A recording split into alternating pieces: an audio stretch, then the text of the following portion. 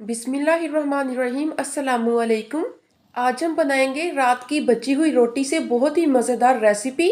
इसको बहुत आसान तरीके के साथ बनाएंगे और अगर इसके टेस्ट की बात करें तो लाजवाब बनेगी।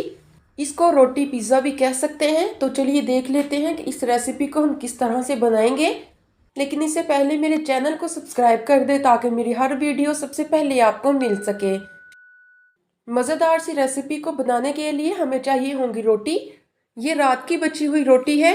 अगर आपके पास रात की रोटी ना हो तो आप ताज़ी रोटी भी बनाकर इस रेसिपी को बना सकते हैं, लेकिन कोशिश करें कि रात की ही बची हुई हो, इससे ज़्यादा अच्छा टेस्ट आएगा।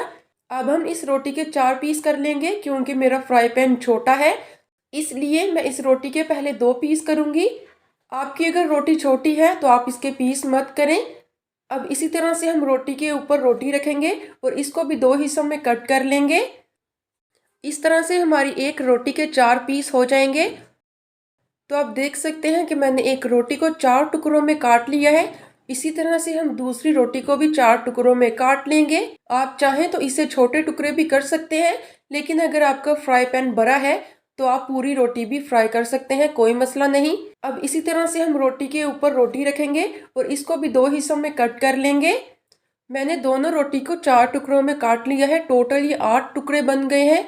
अब हम इनको साइड पे कर देंगे। इनका मसाला तैयार करेंगे। एक बोल लेंगे, इसमें एक छोटी प्याली बारीक लंबाई में कटी हुई प्याज डाल देंगे। आप चाहें तो प्याज को चॉप भी कर सकते हैं। हरी मिर्चें डाल देंगे। मैंने 3 हरी मिर्चें ली हैं जिसको छोटे छोटे पीसीज में कट कर लिया, यानी कि चॉप कर लिया। अब हम इसमें डाल देंगे बारीक कटे हुए आलू। आप देख सकते हैं कि मैंने एक आलू को 4 टुकड़ों में काट लिया। उसके बाद मैंने आलू को बारीक बारीक काट लिया। अब हम इसमें डालेंगे बेसन। मैंने हाफ कप बेसन लिया है, तो सारा नहीं डालेंगे, पहले थोड़ा सा बेसन डालेंगे। थोड़ा सा बेसन बच गया है, इसको साइड पे करेंगे। लेकिन अगर इस बेसन की ज़रूरत पड़ी तो हम फिर से बेसन को डाल देंगे। धनिया डाल देंगे बारीक कटा हुआ 2 टेबल स्पून। नमक डाल देंगे 1 टीस्पून, यह हस्बे जायका। लाल मिर्च पाउडर हाफ टी स्पून। अगर आप ज़्यादा तीखा खाना चाहें तो ज़्यादा भी डाल दें। 1/4 टीस्पून हल्दी डाल देंगे, यानी कि 1 चम्मच का चौथाई हिस्सा। साबुत धनिया लेंगे हाफ टी स्पून। इसको हाथ पे रख के अच्छी तरह से मसल लेंगे और डाल देंगे हम आलू में। आलू काटते हुए आपने इस चीज़ का ख्याल रखना है कि आपके आलू बहुत बारीक कटे हुए होने चाहिए। आप चाहें तो इन्हें स्लाइसर के साथ भी काट सकते हैं ताकि आपके आलू बारीक कटे। आलू आपने बारीक ही काटने हैं, इनको मोटा नहीं रखना। अब हम इसमें थोड़ा थोड़ा करके पानी डालते जाएंगे और इसको अच्छी तरह से मिक्स करते जाएंगे। इतना मिक्स करना है कि पकौड़ों जैसा इसका बैटर तैयार हो जाए। ज़्यादा पतला भी नहीं होना चाहिए और ना ही ज़्यादा गाढ़ा होना चाहिए। मैंने सारे मसाले को अच्छी तरह से मिक्स कर लिया है। जो थोड़ा सा बेसन बचा था मैंने वो भी डाल दिया है ताकि इसका अच्छा सा बैटर रेडी हो जाए।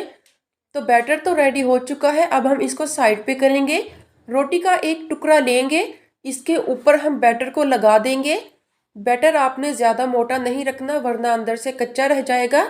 पतली सी लेयर लगानी है आपने ताकि मसाला अच्छी तरह से पके।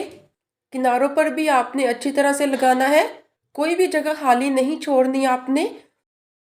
तो आप देख सकते हैं कि मैंने रोटी के एक टुकड़े पर अच्छी तरह से मसाला लगा दिया है। अब हम इसको एक चम्मच के साथ उठाएंगे। अगर आप इसको हाथ से उठाएंगे तो मसाला सारा नीचे गिर जाएगा।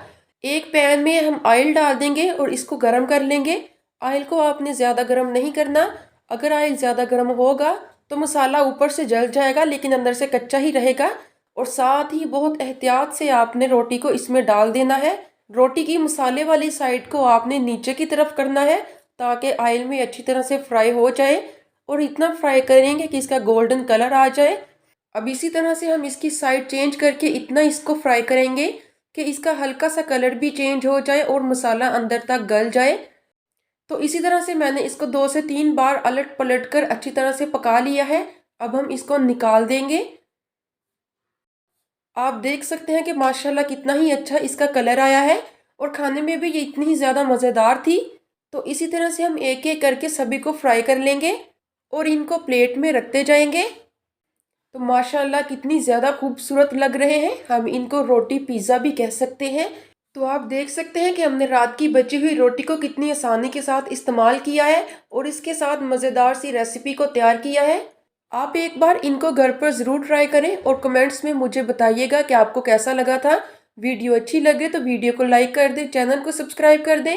मिलते हैं अगली वीडियो में। अल्लाह हाफिज़।